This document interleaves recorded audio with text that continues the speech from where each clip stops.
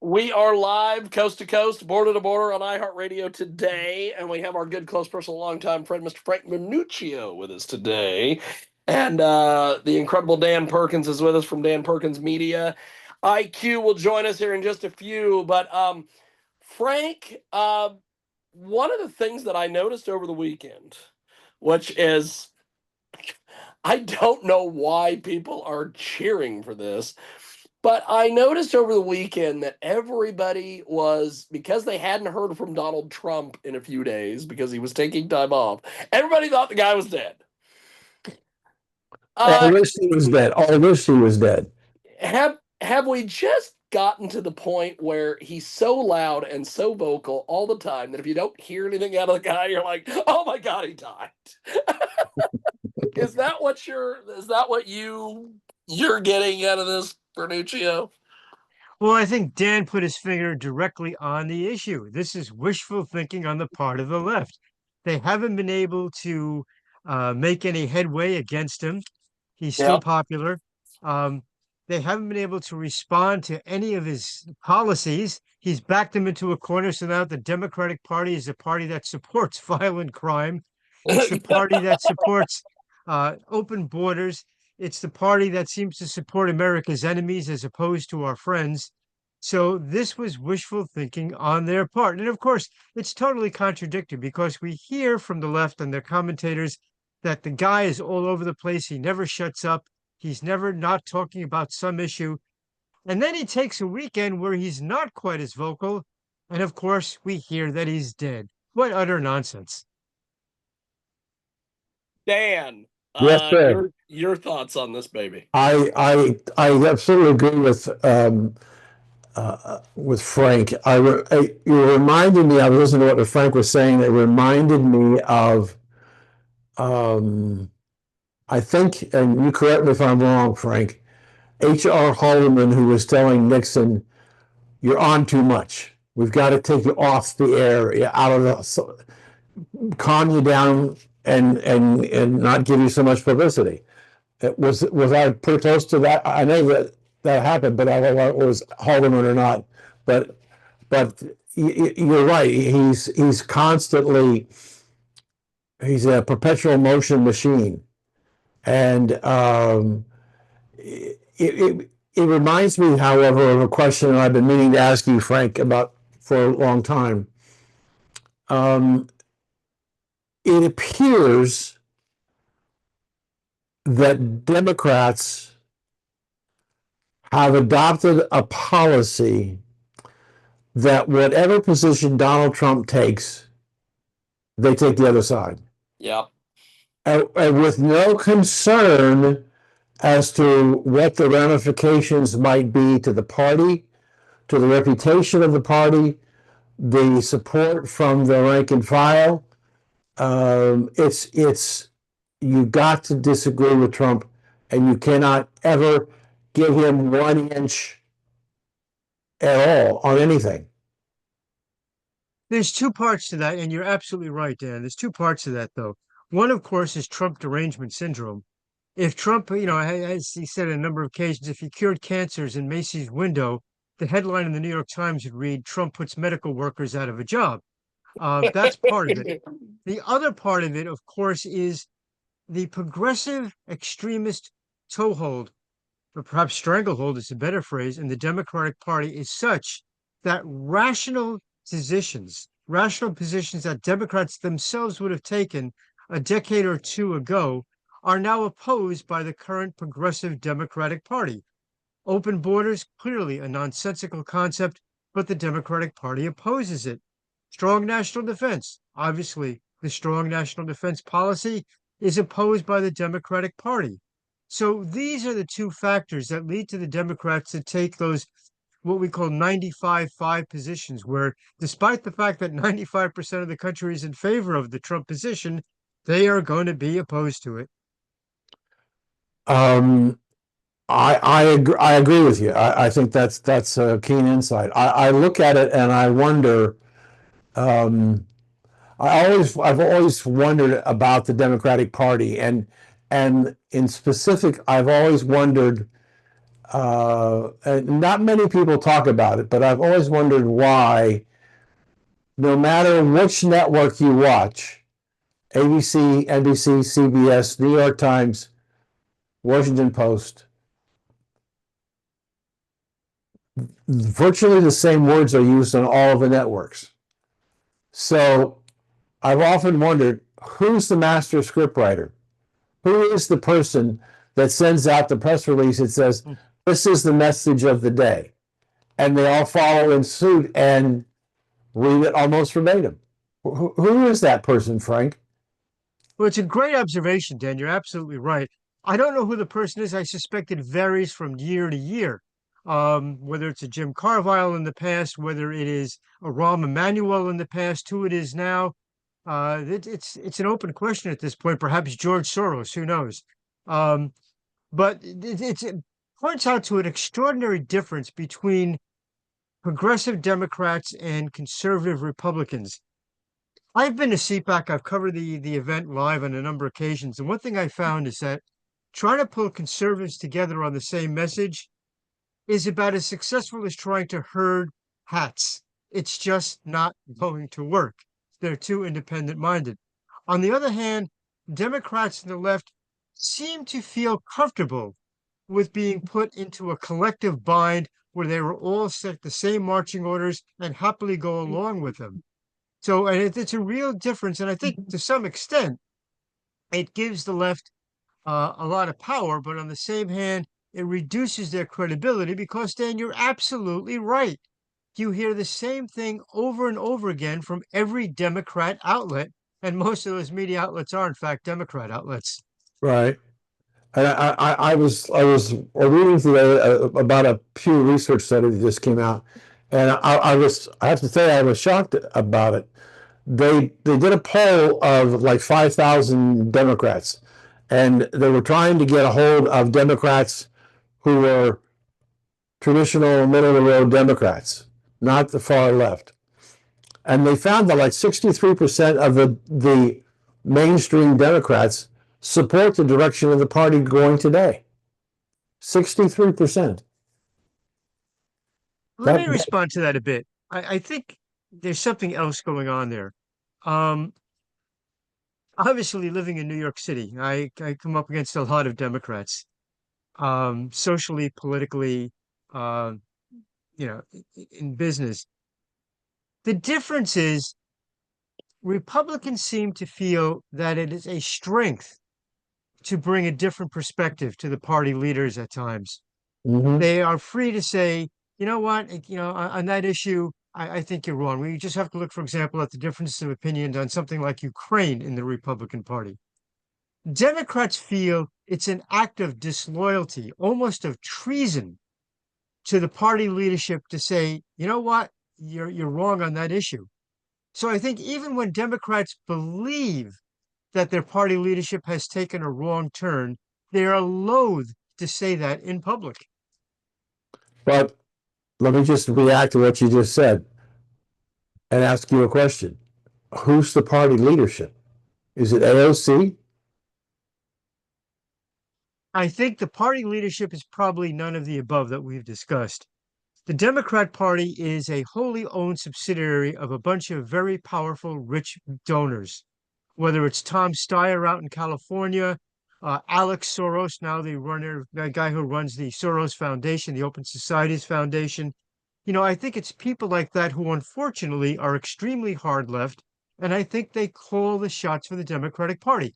One of the binds that the Democratic Party is in right now is that their big money guys are hard left and taking positions that I think the more rational Democrats, a Rahm Emanuel, a Jim Carville, know are not going to go over well with the public.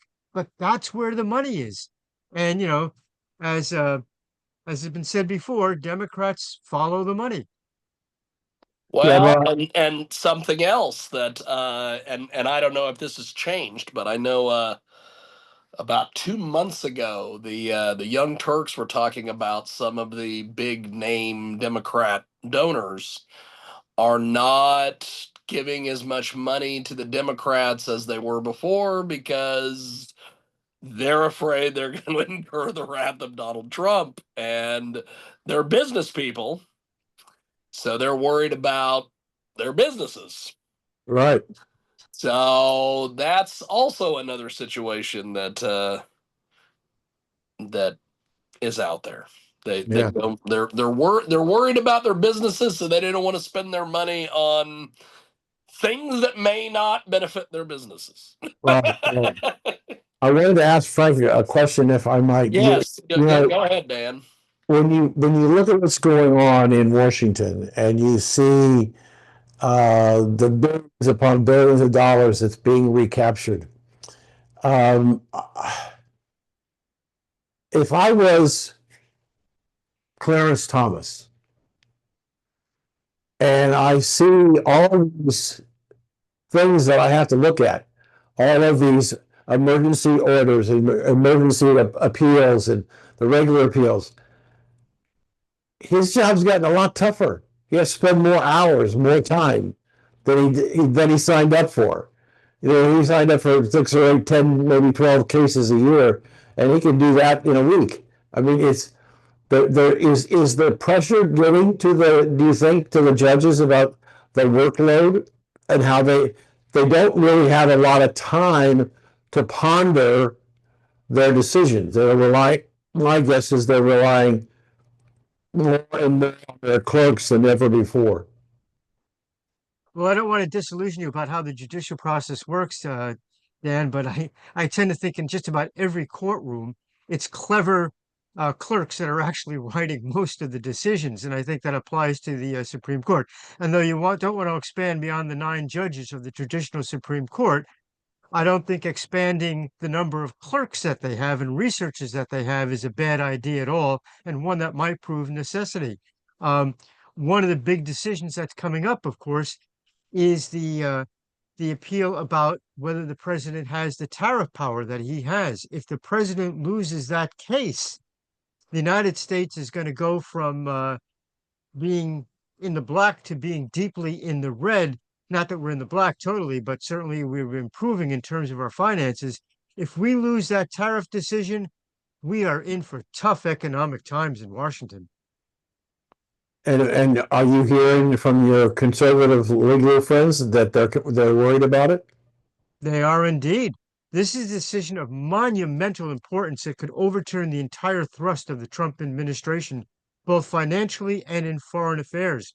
You know, it's remarkable, I think, to the average American, me included, that to think that saying a country that has been imposing a tariff 4 times more on us than we imposed on them is a bad thing, that overturning that should something we should definitely do.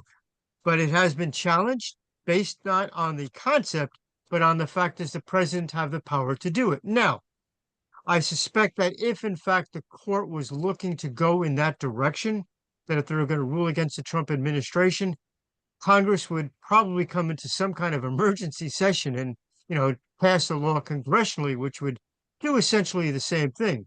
But the impact would be just astronomical on the American fisc.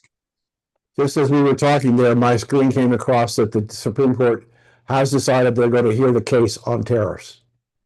Yeah. And they're trying to get oral arguments by the middle of October, with a decision perhaps in November. So it just is amazing. I think that the other things that are going on is, I don't know if you saw the AOC and the MR financial disclosures of how much AOC, when she came into Congress, had a net worth of 50,000, and it's now like $6 million, and Ilhan Omar was practically broken. She's got $6 to $8 million, and it ain't coming off the congressional salary. Where's the money coming from, Frank? Coming from pass-throughs from NGO organizations, from things of that sort. You wonder how these congressional folks making, what is it, 200,000 or so a year, rack up millions and millions of dollars within a couple of years. It's a neat trick if you can get away with it. But then you look at all of these not-for-profit groups, these NGOs, and how much money that they have been bequeathed by Democrat leadership. And you start to get an idea of how this actually worked, whether it's things like the Clinton Foundation or the pass-alongs. And then you realize, wow, this is a great gravy train. You look at someone like Stacey Abrams, who started a nonprofit that had a couple of $100 in the bank, and somehow or other she winds up getting a couple of $1 million in grants from the Biden administration. And then you realize how this deal really works. Yeah, just in case the audience didn't hear you, she got billions, not millions. Correct. Right. Correct. Yeah. And it started, as I understand it, the reason why she got so rich is that she had this NGO, which then gave money to another NGO, which she was on the board of both NGOs drawing salaries. And when those two gave more money to a third NGO, it was like a cascading effect. The money went to all different kinds of organizations, and she had her hand in the pot the whole time, every place she went. It's amazing. And let's see how this works beyond just the salaries, beyond just the bank accounts, rather, of Democrat politicians. You know, when you have relatively small left-wing Democrat organizations or any Democrat organizations, they always seem to find a lot of money to do operations with. The exact opposite when it comes to conservative or Republican organizations. They always seem to be on a shoestring. And I use an example from when my son was in college, and he was a Republican. And the Student Democratic Organization would throw bashes, would throw parties, and somehow or other they found money for bands, for pizza, for all sorts of really neat things. When the Republican organization tried to throw a bash for the students, yeah, they had to depend on donations just to get a little something to get people into the crowd. And so this spin-off of money from these government spin-offs to NGOs to the Democratic Party and on down the line through all these things really strengthens the Democratic Party to an extraordinary degree and gives them an exceptional advantage over Republicans and Republican groups. Now, if I could change the subject a little bit, Frank, you might have seen the press conference today where there's going to be an executive order where we're going to try and claw back some of the 277,000 acres of land, some of which has been sold to Chinese interest, and create much more difficulty for any foreign organization, whether it's government or not, buying property, land in bulk in the United States. What do you think about that? Dan, if you needed any more evidence that for 4 years the Biden administration was asleep at the wheel, and for 8 years before that, the Obama administration was asleep at the wheel, or let's say even worse, the sale of farmland near American Air Force bases to Chinese affiliated organizations is the ultimate proof of that. And clawing that back is a desperate national security requirement. Okay. I heard from one of my co-hosts on my Wednesday show, who lives in Colorado Springs, that Donald Trump announced last week that he was moving Space Force to Huntsville, Alabama. And they were, I think it's Peterson Air Force Base outside in Colorado Springs. Trump originally, when he was president in 45, he wanted to move it to Huntsville near the Space and Rocket Center, but it couldn't get it through. And then when Biden took over, he moved it to Colorado Springs. And speculators, this particular base air base was a strategic base, so were there tens of thousands of acres of land around the base that were not developed, so that it was excellent perimeter security. A bunch of people, and I've asked the question whether the Chinese were involved, went in and bought up a lot of the land. They were going to put up 5,000 homes on the areas around the Air Force Base where Space Command supposedly was going to go. It's not going there. I don't know whether they're going to continue to build the the 5,000 homes, which we were told are going to be on the market for $500,000 a piece. And I think that uh, I raised the question: is anybody looking to see if any of the investors in the property were Chinese? And I've not been able to get an answer back on that. But it really it's amazing to me that almost every day we hear something that the Biden administration did that didn't make any sense, no logic to it whatsoever, and one has to wonder how much corruption was really involved within, and how extensive was it in the Biden administration. Extremely well said, Dan. You know, in the past, you've had government facilities move to areas that were friendly to whatever government was in power, whatever party was in power at the time. Never before, though, have we seen, particularly at the White House level, so much kowtowing for personal gain by administration officials. And this is something absolutely unique and absolutely dangerous. Yeah, and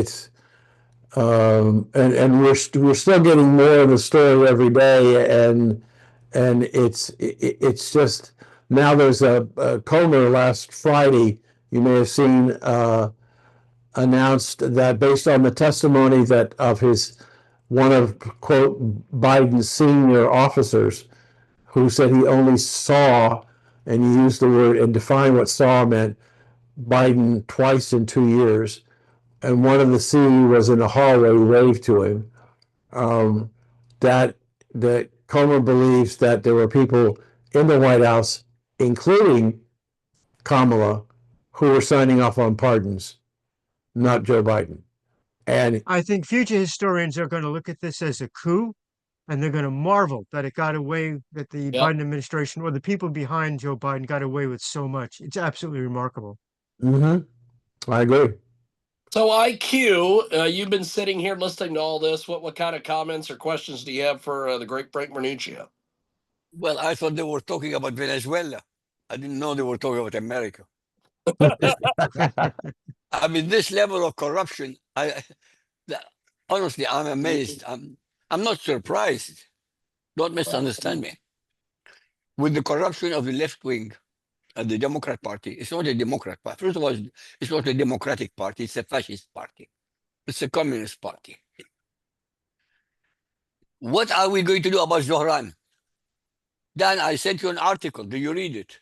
Yes, yes, I did. And the other one on the We have to do something. I suspect, although I should Bernie is campaigning with him, and I suspect that the reason Bernie is campaigning with him is they're trying to slow him down. So, because it seems there is it something. seems like Bernie is always Bernie has a lot of great ideas, but he's also controlled opposition. There's an important factor in that too, Jim, in Yeah. that a huge percentage of the financial support behind the Mondami campaign is actually coming from outside New York. Yep. So by bringing in a figure like Bernie, that's really a tilt towards where the real money is coming from. I think, again, this is another example of how the politics of the left never really have to do with the job that they're supposed to be doing. You know, they used to be saying there's no Republican or Democrat way of picking up the garbage. But now every job that the Democrats have is all about spreading the hard left agenda, not about serving the constituents. And I think that's clearly what's going on here as well. What we heard, I heard over the weekend, was the candidate for mayor in New York talking about, and he was very, very specific about the massive turnout of the Muslims in New York City who voted for him. New York City, I don't have the exact numbers on me right now, but the increase in the Muslim population in New York City has been tremendous. And I think it's the same thing you saw, something starting during the Obama administration. When you look at people like Ilhan Omar, and how so many people like her got elected, and then you look at the influx of people brought in during the Obama administration, particularly to the Midwest, then you realize how this has changed and what the ultimate motive of the Democratic Party is when they bring in people, whether it was the Muslims brought in during the Obama administration or the possibly up to 20 million people brought in during the Biden administration. They weren't doing well with the American population, so they're going to bring in their own to change the nature of the vote. Yep. Well, Frank, before we let you go, my friend, I know we've got we're up against the clock here with you, my friend. Before we let you go, how do we find you online? Get your stuff, everything. You're doing some Thanks so much amazing for work. asking, Jim. We're at usagovpolicy.com. If you missed our show on your local station, there's even a link to the show on social media where you can get it there. We're speaking this week with Rachel Ehrenfeld, who is the host of the Soros Agenda. And we're also going to be talking to Tyler Gray, who you might remember is a former Delta Force member, but he was also the star of a TV show called SEAL Team, which was fairly popular. We're going to be talking about the Ukraine war, and we're going to talk about how during the Biden administration, the money that should have gone for homeless vets and for veterans with PTSD went instead to all those 20 million illegal immigrants in the Right. United States. Of course they did. Frank, you are amazing. Keep up the good work, baby. Nice suit this week, as always. Thanks, Jim. I wear them just for Yeah, you. that's right. And Frank, thanks for doing this, baby. Thanks for being a good sport. We'll see you next week. I look forward to it. Take care. Appreciate it. There he Take goes. That's care. Frank Panuccio, USA Gov Policy. Our next guest is joining us all the way from Switzerland, which is Woo. fantastic. Shaz Khan is with us, author of The Ultimate Vaccine Timeline, a fact-packed history of vaccines and their makers. And Shaz joins us live here on Zoom today. So, Shaz, first of all, talk to us a little bit about this book, The Ultimate Vaccine Timeline. How did you come to write this book? Well, thank you, James, for having me. So I Yes. started writing this book when I was geeking in research on vaccines, just for personal reasons. There was no objective behind it initially, but when I found the documents that I did in the archives in the UK and in Switzerland primarily, I just thought, wow, this is so different from the official narrative that we've been sold with regards to vaccines, and it really needs to be documented so people have access to this, because very few people have the time to go and dig around in libraries and national archives. So that's the impetus behind this book, and it was for personal reasons because my father passed away soon after his flu shot, and that just got me into asking questions. But I had really I was pretty neutral when I approached it, and then very quickly got very devastated by what I found out. We have got a great guest with us today. She joins us live here on our big broadcast. Shaz Khan is with us, joins us from Switzerland, of all places. And she is the author of The Ultimate Vaccine Timeline, a fact-packed history of vaccines and their makers. And she joins us today here on our big broadcast. So I turn it over to the very, very impressive Dan Perkins from Dan Perkins Media, the man about town. Dan, what kind of questions do you have for Ms. Khan here? Thank you for joining us today. Your subject matter is very fascinating to me. I have a program that I do on Monday mornings with a bunch of seniors, and it's called Current Events, and we talk about all the stuff that's going on in our country and around the world. And yesterday's session was open talking about vaccines.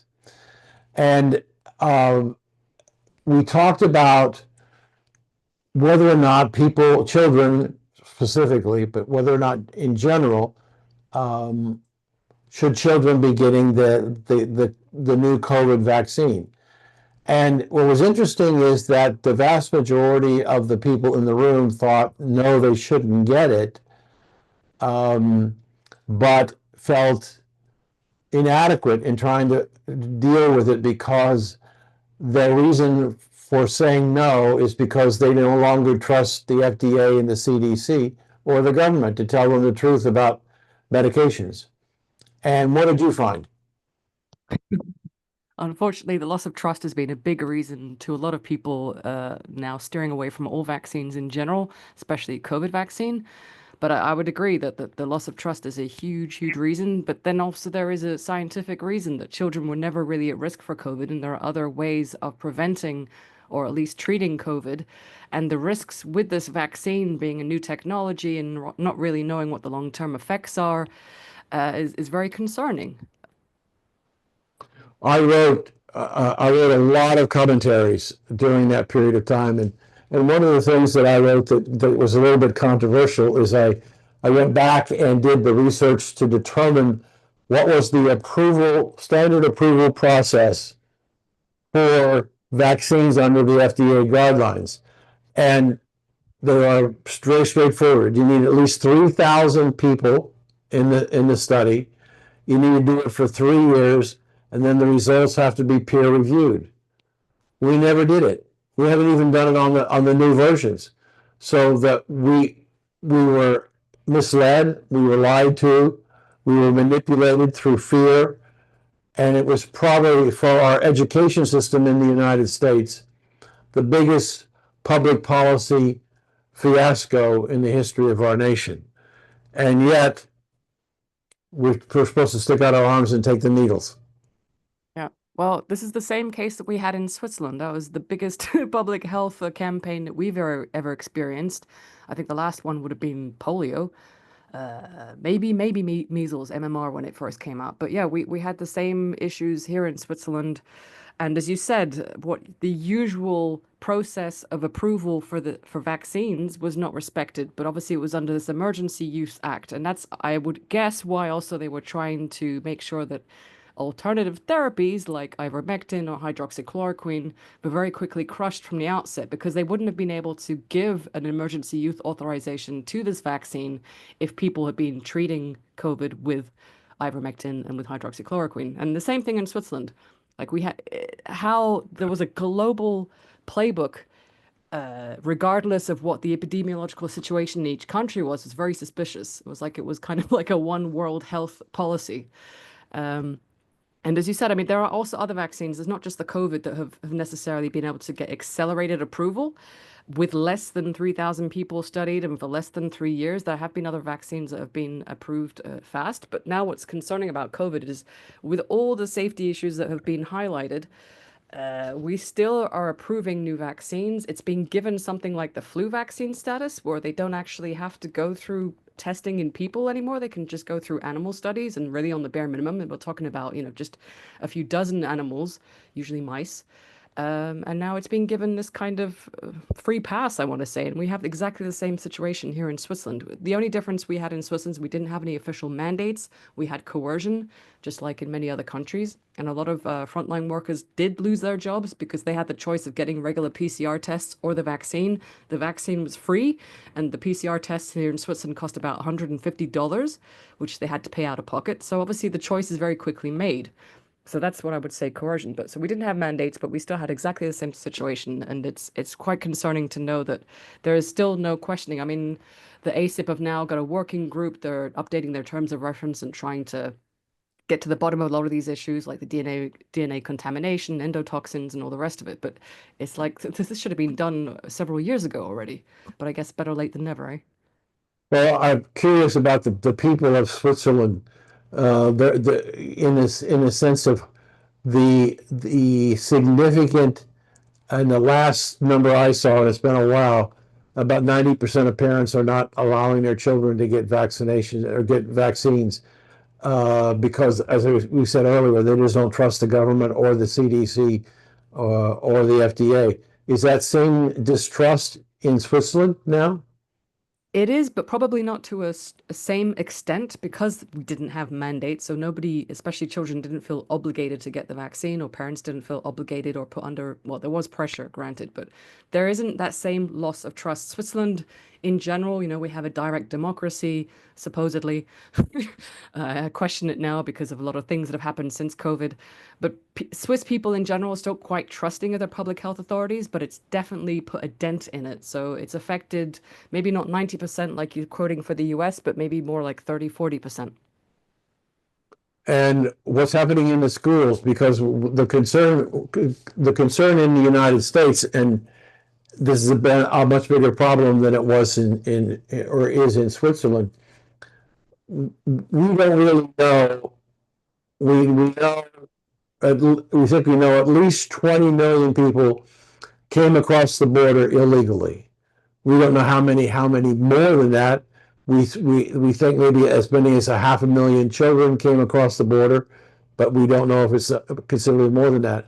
But when these children are going into the public school sector here in the United States, if they don't have the vaccinations, they're bringing into the United States.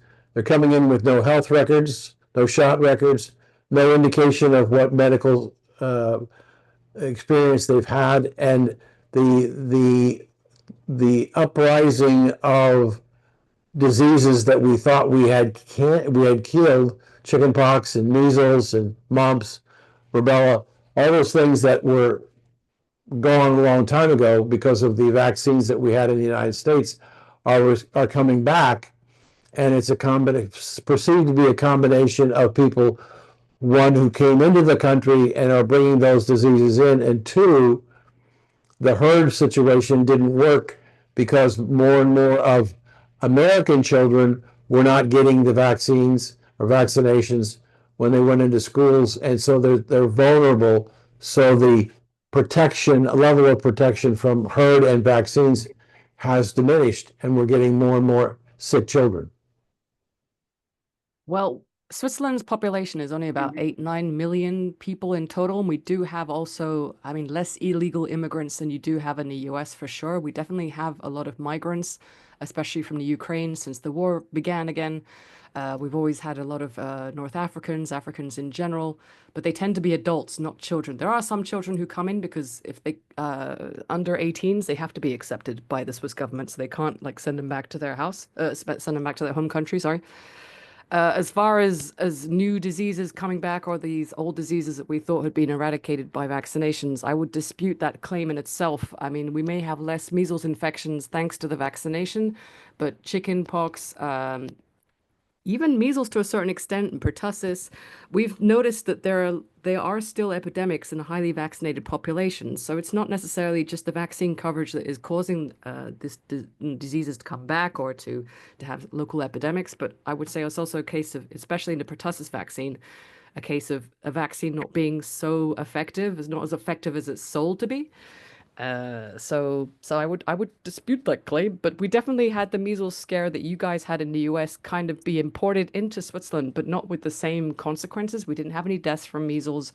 As far as I know, we didn't have any serious complications or hospitalizations, but they used the scare in the US to justify boosting the vaccine campaign against, well, for MMR, because measles vaccine you can actually get still here is a single shot in Switzerland, but you have to order it in especially. So many people still don't get it, and they don't even know that they can get measles on its own. But we don't have quite the same issue with these immigrants bringing in these diseases. And I would dispute if it's really a case of the vaccine coverage causing these diseases to come back, or is it other factors? Chickenpox was never really a serious disease. It still really isn't really a serious disease as far as I can understand here in Switzerland. So I don't know about you, but back in even my days, we had measles parties, we had chickenpox parties, and I'm very glad to have had both of them as a child. So I know I have lifelong immunity, which I could have passed down to my offspring if I had any. So yeah, I think that is an interesting issue. Probably not so relevant for Switzerland, but definitely, I guess I understand your situation with migration in the States, especially illegal immigrants. And what was interesting, yeah, that the COVID pass, immigrants or migrants did not have to prove any immunization when they came into the country, whilst everyone else from Europe did, which was a bit strange. It was like double standards. Yeah, they're curious about the measles because and the chickenpox. The chickenpox, when I was the age when we had chickenpox and measles parties, we had no inclination in the case of chickenpox what the long-term ramification was going to be to us when we got older, and that was shingles. And I don't know whether you've had shingles. I've had shingles, and believe me, it is very, very painful. It's not debilitating, and it's not a mortality issue, but it's clearly a very painful situation comes from getting measles, so or chickenpox. So I wanted to ask you one more thing, and then we need to get to IQ. In the public school, I should say this, maybe I should ask, is there an equivalent to the public school system we have in the United States in Switzerland? Absolutely, absolutely. We have what we call state schools. You have to be living in the state or in the community to be able to get access to that school. But absolutely, we have public school systems, but we have no mandates for vaccines to get into those schools. It's highly recommended, but you still can get in. Okay, that was going to be my next question, because you in America, in the public school systems, you have to have certain shots in order to be able to get into the system. But it appears that in many school districts, they're not enforcing that with illegals who are coming into the school system. Well, I probably have the same situation in Switzerland, but again, because there are no mandates and it's recommended, and it is highly incentivized in the sense that if you're a working parent, if you don't vaccinate against the measles, you risk, if there is an epidemic in the school, you risk your kid being excluded from school for up to 21 days. So that in itself can be a reason for people to go and get the vaccine, but there's no official mandates in Switzerland. Did you have in your in your country, as this thing was evolving, were people who were opposed to the vaccines for COVID, did they have the ability to speak out, or were they suppressed? They were suppressed very much like everywhere else, unfortunately. And I can say something about that because I'm actually the president of a medical association that was formed as a result of what happened with COVID, with doctors who basically wanted to band together so that they could have a collective voice to speak about, there are other ways of treating COVID, that we shouldn't be pushing this experimental vaccine onto the population, especially pregnant women and children. And it was very much suppressed and ridiculed in the mainstream media. So there were a lot of alternative media sites that popped out as a result. But we had the same suppression of dissent as we saw pretty much everywhere else. Thank you. IQ. IQ. Simple question.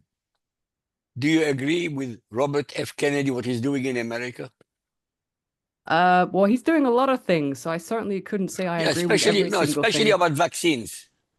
Well, what Especially is it about specifically? That he's questioning vaccines? Of course he is, yes. Yeah, well, I agree that it's important that they be questioned, absolutely, and that we have been relying on layers of assumptions with regards to safety and efficacy of vaccines, and it's about high time that it's looked at more seriously, especially considering the chronic disease conditions in children that is increasing. It's also a case in Switzerland. I mean, we're seeing a lot more pediatric hospitals pop up, strange autoimmune disorders and rare disorders that are popping up. So I think it's very important that they be questioned. One question again. Is anybody going to be held responsible in your country? Anybody, any group of people, any organization, any pharmaceutical? This is a crime. What they have done is a crime. It's a crime against humanity. How is it possible they get away with it? I want to know. I absolutely agree with you, and it's a very interesting how the public health system is structured. It's actually there's some similarities with the US, but I don't think anyone's going to be held accountable because they all have kind of like public servant immunity, if you will. You have to prove willful misconduct and intention to harm, which is very difficult to prove because everybody's passing the blame to the next person. And we have the Swissmedic as the equivalent of the FDA in the US. And they basically put all the responsibility on the OFSP, which is our CDC. And then they bounce it back to Swissmedic saying we would have never recommended the vaccine if Swissmedic hadn't approved it. So it's a lot of people are just dodging responsibility. And it's very hard to get any kind of accountability from these officials. Yeah. No more questions. I No, know because that it's a waste of time. It really is a waste of time. She is a doctor. Are you a doctor, Shaz? No, I am not a doctor and I'm not a scientist. I'm a researcher. That's what makes you even better because you don't have any. What makes you even better? Of course, she's independent. She's an independent thinker. Yeah, I don't have any grants to lose. Yeah. The tragedy. Awesome. The tragedy is that nobody is being held responsible anywhere, and this is mass murder. By the way, Shaz, I got COVID injections, and because of the COVID injections, I suffer two things now. I have my nose dripping with water all the time. I have to use tons and tons of tissue paper. I never had a cold in my life. I never had an injection for a cold in my life. And also, I lost a lot of my taste. I don't enjoy food. Yep. I'm So, sorry I to mean, hear it's that. not, no, it's not, I'm not asking for sympathy. It is a fact that it affected me. Mm. You I and mean, millions of others. correct. But Yeah. who am I going to hold responsible? Well, here in Switzerland, what we were advised, our legal advisors told us that the only person you can really hold accountable is the person who injected you. But seeing as they did, I think, in many places, these huge vaccine centers where it was what we call the protection civile, civil protection. So it's just underneath the level of the army who was vaccinating people. People don't even know who vaccinated them. So they Of course. can't actually target anybody in a potential lawsuit to get like compensation. And then our compensation program, which is even weaker than the one you have in the US. There's only been one person who's been compensated for a measly 12,000 Swiss francs, which is about, I don't know, $13,000. And it was not specified exactly what that person was compensated for, what kind of problems they were having, what age they were. But it's unfortunately it's a failing system that needs to be revised for sure. Mm. Scary. It really is. Dan, you got Yeah. any more questions here for our guest? So is the government in Switzerland making any changes because of the fiasco with the COVID vaccines? Unfortunately, not that I know of. We are following them very carefully, and they've used COVID as a pretext to make changes to our epidemics law, which is going to probably come into consideration and consultation in 2026. And there, it's going to pretty much align with the international health regulations that the WHO have revised, and even perhaps the pandemic treaty, which was illegally approved, I would say, this year. So there have been no changes. I mean, we don't have the recommendation for COVID vaccines from 6 months old. It's from 5. And the recommendation for pregnant women has slightly changed in that they're not recommending it all to pregnant women. They're saying that it should be a case-by-case basis decision. So if a pregnant woman wants to get a COVID vaccine, she still can get it, but she's supposed to speak with her gynecologist, and he ultimately will have the decision-making and recommendations. But ultimately, the vaccines are still available. We have the new COVID vaccines with the slightly different strains being approved if it was the flu vaccine. So again, with no human studies. And it's still being pushed as having saved, 17 million lives all over the world based on their mathematical models and not actually based on any kind of fact, I would say, because mathematical models can be manipulated to no avail to show what you want to. And I would say that was the same argument for the argument that vaccines in general have saved over 15 million lives. Again, it's mathematical models, and they're completely ignoring the injured, which I think is one of the reasons as well why people have lost confidence. Because so many people, I guess, like yourself, IQ, who went and got the vaccine, thinking they were doing their bit for society, thought they were going to help get out of the pandemic, and then they were completely abandoned by the medical field when they had problems. And there are so many different kinds of horrendous side effects that go from the nervous system to the cardiovascular to even the endocrine and reproductive system, that it's very hard to treat these people with one protocol. And so people just say, oh, it's not related to the vaccine, it's something else, it's long COVID, or it's in your head, as the case is unfortunately with many women who are mainly affected by the side effects. It's a larger percentage of women who are affected. So it's very concerning that the Swiss government, like most other governments, as far as I know, have not really backtracked on their recommendations or decided to suspend the vaccination until they have further studies. We still haven't had the results from the Pfizer trial for pregnant women. That just mysteriously, there were no results to be published. It's very concerning. In our organization here in Switzerland, we're pushing again for the third time. We're asking for a moratorium, and they just ignore us. They basically say that our science is the studies that we cite have no validity, and that the vaccines have saved, what was it, 17 million lives around the world. So they're using that to say that it's worthwhile and it's still safe and effective, which is at this point a reason why people don't trust what's coming out of the public health authorities. So does the medical community, are there voices in the medical community who are still speaking out, or are they given up? Well, there are some, I have to say, unfortunately, a large percentage have given up because they feel like they just haven't been listened to and there are no repercussions. But there are still, I would say, a handful of resistance. And here in Switzerland, for those who don't know, we have three main languages. We have German, Italian, and French.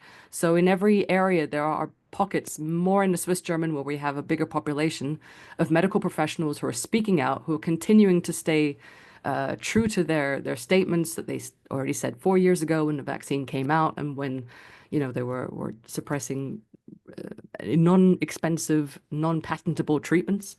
So there are still some of them, and the persistence is the key, I think. It's not important necessarily that we're loads of voices, but that we continue to speak out. Do you have in Switzerland, in your school system, you said you had to live in a district in order to go to that school? If it's a public school, yeah. Yeah, the public school. Are there a lot of private schools in Switzerland? There are a lot of private schools in Switzerland, very expensive private schools in Switzerland. Absolutely, yeah. And what did they do? Well, I know one that I know of is here in the same town that I'm in. The only vaccine that they were kind of recommending, but again, it's not obligatory, was the flu vaccine because it was a boarding school. And for them, the flu vaccine was a kind of a way of reducing transmission, but I'm not so sure how effective that was because I'd say the flu vaccine is probably one of the least effective vaccines on the market, surprisingly enough. But the other vaccines, I guess it depends on the policy of the school, if it's more the American system or if it's more the British system. But again, I don't know of any international schools that mandate. It's highly recommended. And again, the parents will be penalized in the sense their kids will be taken out of school if there is an epidemic, but it's not pushed on children. Right. Now, the public, going back to the public schools for a moment, did the public schools in Switzerland, were they closed? Yes, they were. They were And closed for about 2 months. just 2 months, unlike America, where they were closed for years. But they masked the kids from 12 years old. So, I mean, that was, I think, a crime as well. But we didn't have the same school closures that you experienced in the US, but they were closed for sure, yeah. And even though they were closed for 2 months, have you seen any decline in test scores? I wouldn't, as I don't have children myself and I haven't actually checked that, I wouldn't be able to answer that. But I definitely know that there's been an uptake in mental health problems. So that I guess would have an impact on test results, would have an impact even on attendance because a lot of kids have just kind of like dropped out. School is only obligatory to about 16 here, and even then you can get out of it beforehand in certain situations. But we've definitely seen a very, very high uptick in mental health issues in what we call invalidity payments to children who are having problems, either, neurological issues or depression, etc. So there's definitely been that impact for sure. Did they have distance learning in Switzerland like we had in the United States? They had it for a while, mainly in the universities. Because again, universities were pushing students to get the COVID certificate, and that was based on getting either the PCR test or the vaccine. And obviously, as I said, the PCR test was pretty expensive, so a lot of students got it in the end. But they did make available distance learning for children who did, I mean, for college kids who did not want to come in, who didn't have a COVID pass. But what about the children in the public school? Nah, that distance learning wasn't really applicable for them. So they basically they had a 2 month vacation. Pretty much, I think what was a very unfortunate situation for the parents is they were expected to kind of cover a lot of the curriculum. I think there was some distance learning, but it wasn't like what it was in the States, from my understanding, is where they had, literally like going to school all day, but in front of a computer. I think it was for certain classes, for certain kids. And then when the schools came back, they didn't have all the kids in the classroom at the same time, where they would, what do you call it? They would have half in one day and then the other half in the other day, which made it kind of, it broke the chain of education, and they put a lot of burden on parents to replace that. Mm-hmm. Wow. Which I guess happened in the States as well to a certain extent. I mean, the people I know who had kids who were at home, they went nuts. It was So a very, very you hard time. helped start a group. Tell us about your group. So our group was formed in January 2021. It's a collection of medical professionals and health professionals. So ambulance drivers, nurses, doctors, psychologists, psychiatrists. And basically there was so much complete shock, I think, from the medical establishment that there was no dialogue, that there was no discussion of treatments. It was all, we're just going to suppress hydroxychloroquine, then later ivermectin, scare the living crap out of people, which is not a good idea on a public health level because we know that fear in itself can depress the immune system, and creating fear is not going to help people. And then closing outdoor spaces, preventing people from doing sports and stuff, again, was very kind of detrimental to people's health. So we set up as a group, Réinfo Santé, for those who are interested. It's all in French, but it's Réinfo Santé, which is healthinfrench.ch, and basically wanted to put as much information from legal documents to help parents who wanted to contest masking children, to doctors who wanted to defend their right to not vaccinate, to patients who wanted to defend their rights not to get PCR tests, and the PCR test itself. I mean, we had a legal document in the Swiss federal government that actually stated the PCR test was inadequate for diagnosis. And despite that, they still were pushing it. So we would share these documents with people so they could defend themselves. And we were following as well what was in the COVID vaccines, making available informed consents with full information on what we knew was in the vaccine, where they were with the clinical trials, what the clinical trials actually said. Because I mean, in November 2020, when they came out with this 95% effective, I mean, I come from a marketing background, so I recognize that as marketing language completely. So we would, basically break down the studies and bring it into a layman language so people could understand actually what the studies were saying. So we did a lot of information that we shared. We did conferences when we could, conferences online, and basically grouping people, because what we noticed is during this phase of COVID, a lot of medical professionals felt completely isolated and even were ostracized from their families, and they felt like they were going crazy. So it was to help bring people together so they didn't feel so alone, to bounce ideas off people, to bounce, just support for people. And that remains. And I think that's the most important thing that we created during COVID, which will stay for whenever they throw the next pandemic at us or whatever else they're going to try and throw at us. Is your organization still active today? Yes, it's still active. Absolutely. Terrific. Thank you so much. Well, thank you, Dan. You have been amazing. So how do we get your book and everything, Shaz? So my book is available on Amazon, Barnes and Nobles, and I'm also a great supporter of local bookstores. If you can go and support your local bookstore, they can order it in for you. So yeah, Amazon, Barnes and Nobles. And then I have a website which accompanies the book, which is called theultimatevaccinetimeline.com, all in one word. And there I'm adding, as I go along, more information to support the book. So references, documents that I think may be relevant, ingredient summaries, and that kind of information. And I also publish on indieresearcher.substack, if anybody's interested. Fantastic. Well, before we let everybody go, let's go to IQ Al Rizzoli. IQ, how do we get your books, my friend, and your latest piece? I sent you the latest piece already. Yes, and we put that up on our website at jiggyjaguar.com. So, Shaz, you're amazing, honestly, because the beauty of it is because you're not a doctor. That's the most important part. Oh, thank you. And I wish you the best. I really do. I wish you the best. Thank you to you too, and I hope you can get help with your symptoms. It's done. I'm too old to worry about it. Aw. so Dan, bring us up to speed on everything you're involved in, my friend. We're the book with my Irish friend. We brought him to America. He's 21 in 1961, and he doesn't speak the English. He doesn't know the money. Can't order off a menu, and yet he's excited to be in America. And we're continuing to tell his story. And we put 3 chapters on a flash memory stick and sent around with some people. And when can we get the book? I mean, it was the reaction was the honesty and the candor in dealing with his psychological issues and his anger and his frustration and depression. It really is it's a wonderful story, and I try and work on it every day, and I'm working on a couple of other projects which I mentioned to you this afternoon that we're not going to talk about yet. And it's always a pleasure to be with you. Fantastic. So, Dan, how do we get your books and get everything you're involved in, my friend? Books are available at Amazon, Barnes and Noble, or like Jess, through your local bookstore. Commentaries on Dan Perkins Media, where you can see the videos in Rumble, and on local news, you can see videos and also written commentary. And then the nonprofit foundation for soldiers, or for veterans, is Songs and Stories for Soldiers.us.